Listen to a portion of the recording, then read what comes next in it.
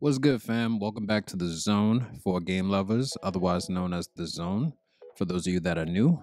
And I am excited about this video because it's a long time in the making. As you see over the past couple of videos that we've had, it's been a lot of setting up the foundation for the coming videos as well as the coming season that I'll be playing in 2K. Now, as mentioned before in the previous videos, that I'm going to be playing on 2K21 on the current gen Xbox, so I'm not going to be having the bells and whistles that a lot of the other YouTube creators are going to have over the next couple of weeks, as well as the new game that's going to come out. Because personally, spent a lot of time developing these players for 2K21. To just redo it again in 2K22 would be kind of crazy. But nonetheless, the purpose of today's video is to walk through and highlight the 76ers because one, this is the very first team that I completed as part of this fictional league, and two, I really want to just talk about the players for once instead of talking about how I develop things, yada yada yada. So let's dive in, and we're going to start with Shannon Tarzewski. Now with Shannon Tarzewski, you'll see that he's an 85 overall, he's a point guard, age 24, and he's 6'5". But what's interesting about him is that he's built off of Chauncey Billups from the 03-04 Pistons. And so when comparing with the attributes that Chauncey had compared to what Shannon has, unfortunately, his playmaking skills from a passing perspective definitely took a hit. When it came to defense, he got better, specifically around rebounding. He got better with steals. His speed took a hit, but his potential improved by a couple of points. Overall, I've been happy with the way Shannon plays.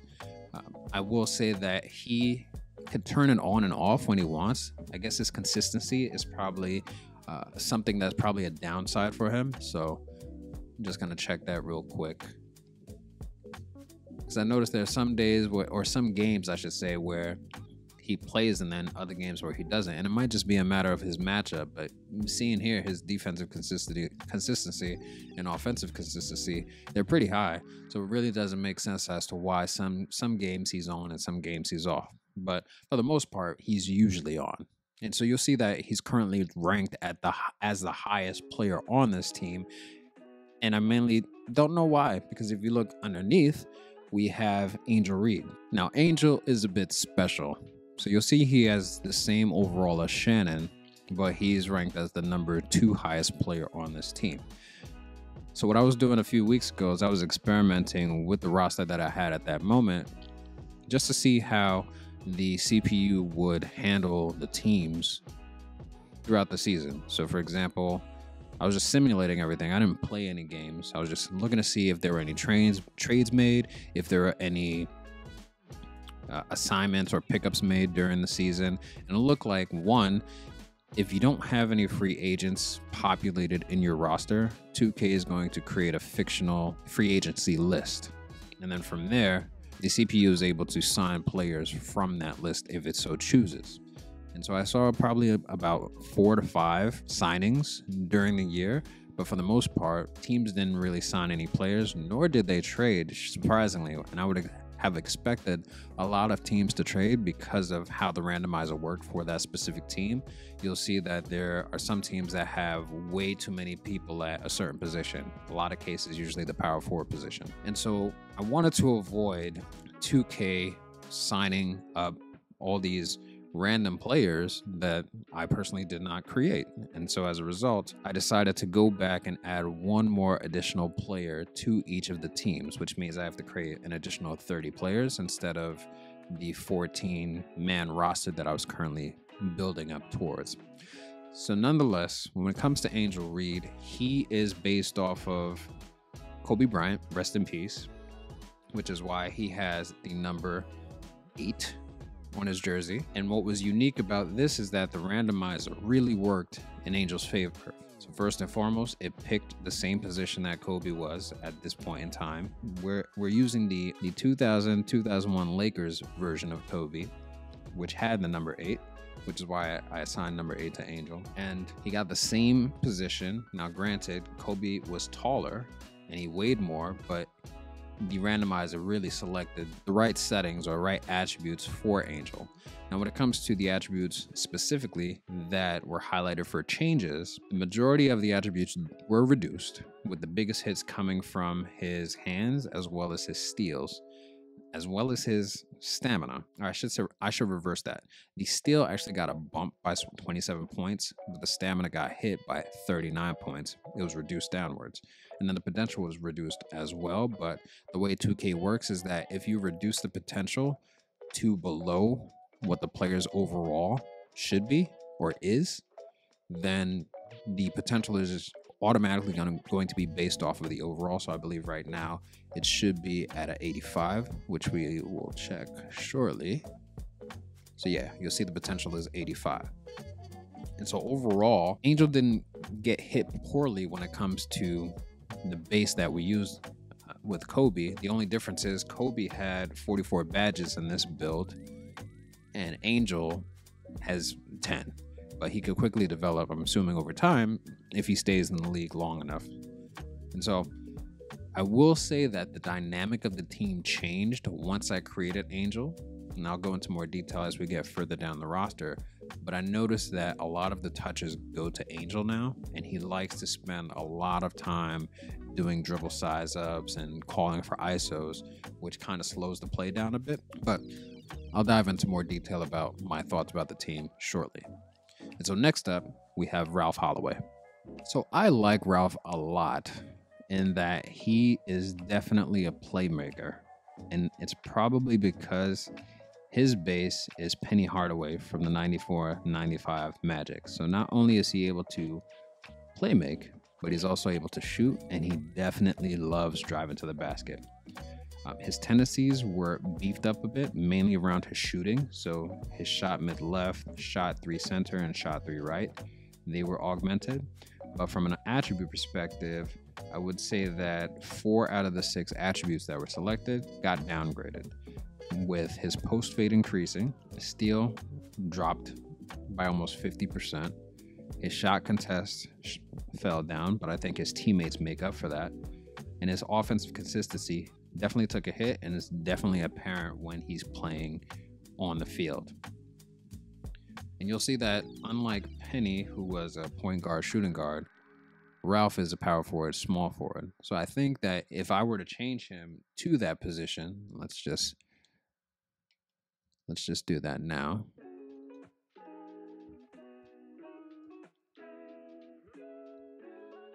It actually goes down surprisingly. Interesting. I thought it would have went up since the base is point guard and the shooting guard for Penny Hardaway, because a lot of times with other player DNAs that you select, if you get a base that has a certain position and then you change it, the overall tends to drop until you put them back to that position that the base is based off of. But there are probably more attributes or features that are associated with it. But from a badge perspective, Ralph actually qualified for more badges than Penny had for the build that we're using for the base. Penny's build had 23 badges and Ralph has 30. Next up, we have Wesley Law. And I will say that I've been surprised watching him play. Now, I shouldn't have been surprised because he's based off of Mike Bibby from the all-time Grizzlies. But I will say I was surprised, especially from a defensive standpoint. So I don't know if you saw this during the intro video, but it's something I knew I had to put into this vid, because the midair steal or block, whatever that was that he got, was like super athletic and definitely something I didn't expect. And that's probably because he has a 74 vert. I just didn't expect him to go for the ball like that and really grab it like that. But nonetheless, from an attribute perspective, 3 out of the 6 attributes were downgraded, mainly his pass IQ and his shot IQ. But even still, you still see that he's able to pull it if he needs to, or wants to even. But his standing dunk got a moderate boost. It wasn't that great. It's 25 for a standing dunk. But ultimately, everything else was just a moderate bump. When it comes to his shooting, all of his shooting or tendencies that were selected were augmented, to majority of them being bumped over to 90, with the exception of his shot 3 center, which is at a 53 now compared to before. But like I said, I was very surprised with Wesley. He's a small forward for the team, and he plays it very well. Now, consistency-wise, I'd like to see more, but overall, I've been pleased with what I saw thus far. Next up, we have Randall Cameron, who's going to be a power forward and center. Now, I like Randall a lot from what I've seen on the court. He's definitely defensive. He definitely knows when and how to take good shots. And that's probably because he's based off a LaMelo Ball. Now, I was actually shocked that I was able to get some of the new age players as bases. And so this LaMelo is the LaMelo. He pretty much had a stupendous first year, and there's going to be a lot of hype around him over the next couple of years. But nonetheless, the LaMelo Ball that we were building off of had 31 badges. And so Ralph qualified for the same number of badges, oddly enough. From an attribute perspective, the majority of the attributes went down, like his perimeter defense, his offensive consistency. The driving dunk stayed the same. His post attributes pretty much stayed the same, as well as his driving layup. So he didn't take much of a hit, which is why you see his overall is at an 82, whereas LaMelo's build at the time that I did this, which was back in May, he was 85 on the roster that I was using. So I've been very pleased with Randall and how he's been playing. Curious to see how he'll develop over the season. But initially, before, I'm probably capping right now, but I think he was in the starting lineup, but that might be false because of the creation of Ralph Holloway. But prior to Ralph Holloway, he definitely was in the starting five. But then after I created Ralph, then he started coming off the bench as an 82. Shocker. Next up, we have Dean Pearson, who's another power forward center that is on the team. And what I found odd is that when it came to the rotation, 2K has Dean coming off as a starter and Randall coming off the bench for Dean, even though they are the same position. And you'll see that Dean has less badges than Randall, and the overall is lower. But odds are it's probably because Dean is 7'1", and I don't believe that the team has any actual centers. So let me just scroll down here. And so, yeah, I just answered my own question. But yeah, so Dean Pearson is coming off as the 5 in the starting lineup. He's based off of Joe Caldwell from the All-Time Hawks, who was at 88 overall. And Joe had 22 badges, but Dean only qualified for 8. From an attribute perspective, 5 out of the 6 attributes that were selected were downgraded. So we're talking about his finishing was downgraded. His shot contest was moderately downgraded. His speed definitely took a hit, and his potential took a hit. But like I said before, the randomizer assigned a potential of 65. But if we look at what his potential is now, it should be at an 81 at the very least, 82 based off of what 2K asserted for Dean. But ultimately, I've liked Dean. Now, he's not going to be the top scorer on the team, but he definitely contributes more so on the defensive side than offensive.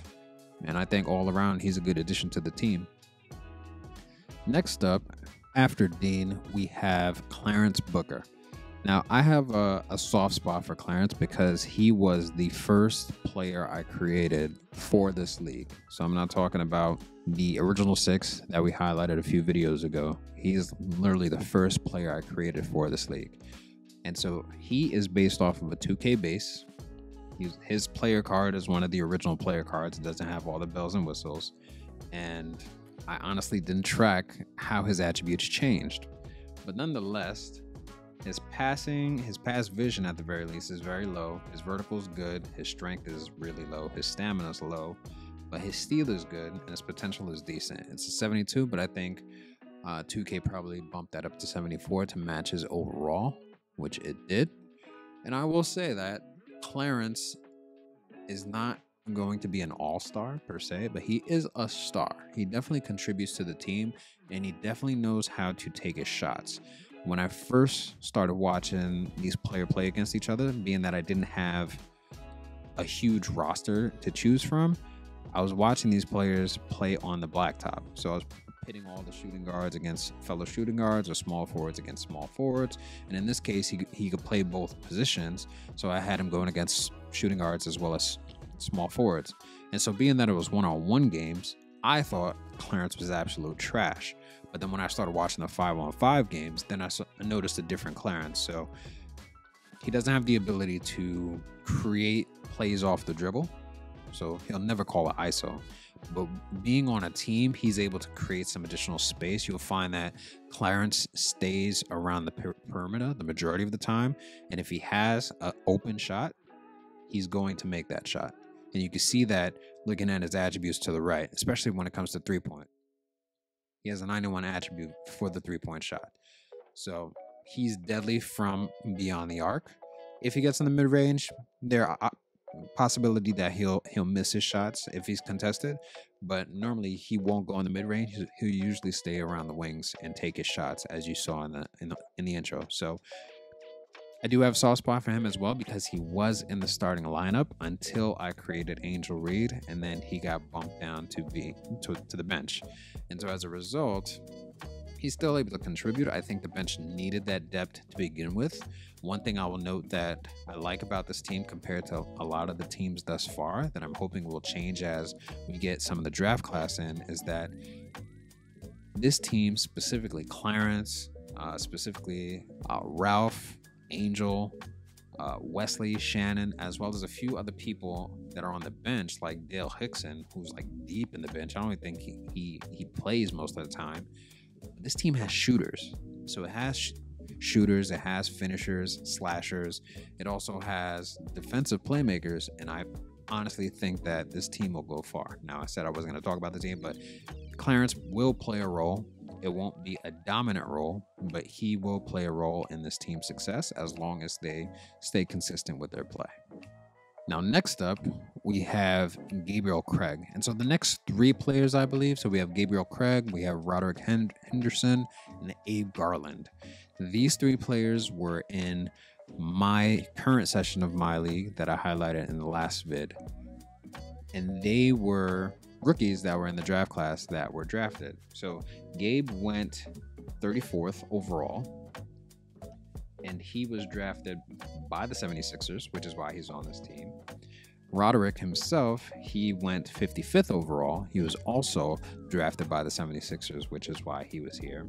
And then finally, with Abe, he did not go drafted. So I should say he was undrafted to be more succinct. But what I did is, like I said, I didn't want to waste any of the players that were created in that draft class. So I had the randomizer assign teams to the players that went undrafted. So Abe actually ended up here. So these three players, unfortunately, I don't have any details associated with them outside of watching them play in the game. And so from the intro, you could see that Gabriel could definitely shoot a beyond the arc. And 9 times out of 10, if he has an open shot on the transition, he's going to take it, and he'll probably make it. Even if it's not in transition and he's just standing beyond the arc, he will take that shot. But you'll see that his other attributes are low by comparison to those above him. And you'll see that he only qualifies for 2 badges, which were assigned by 2K. I actually had nothing to do with it except for changing his face, because I don't know if you've noticed this before, but if you leave 2K to its whims, some of the faces look beyond crazy. So the only thing I did to Gabriel was change his face. Roderick, I made moderate changes to his face because he looks similar to other players, but outside of that, I didn't change him. And you'll see that he as well is decent. I don't necessarily see him take a lot of shots, even though he can, whether it be from either 3 levels. He's a decent shooter from close, but he's an average shooter from mid to 3-point. But I rarely see him shoot. I definitely see him contribute more on the defensive side. So be curious to see how his stats look going forward once the season starts, because I honestly didn't pay attention to him in my league since he was such a low draft pick. Odds are is that he's either in the G League or he's just not coming off the bench yet. He's just sitting there. Same thing with Abe. Since he went undrafted, I don't have any details associated with him outside of what I've seen thus far in the gameplay. He can shoot. He definitely likes to take his shots from the close range, as you saw in the video. And I definitely see him finish hard at the rim by taking dunks. He's a 70 overall, which isn't too bad. But like I said, I don't have much information on Abe, although he does come off the bench and he contributes when he can, but just not as much. But nonetheless, if you made it this far in the vid, yet again, I appreciate you. I enjoyed this video. The next couple of vids will probably be more team highlights. I'm going to change up the structure a little bit just to see what works, because I know all of the vids I made this far have been long AF, and so I don't want to bore you guys, but I'm personally interested in this stuff. So let me know in the comments if you're interested as well, and we could take a deeper dive into a lot of these teams. But this is the first out of many team highlights. Now, I probably won't get through all 30 teams before the season starts, so I might pepper a lot of these team highlights during the season as well. But like I said, if you like this video, please leave a thumbs up, subscribe to the channel. Let me know what your comments are below, what you would like to see. If you want to know more information, if you want me to go into deeper dive to show you the attributes for all of the players and the build itself, let me know that. But until next time, I'll see you later.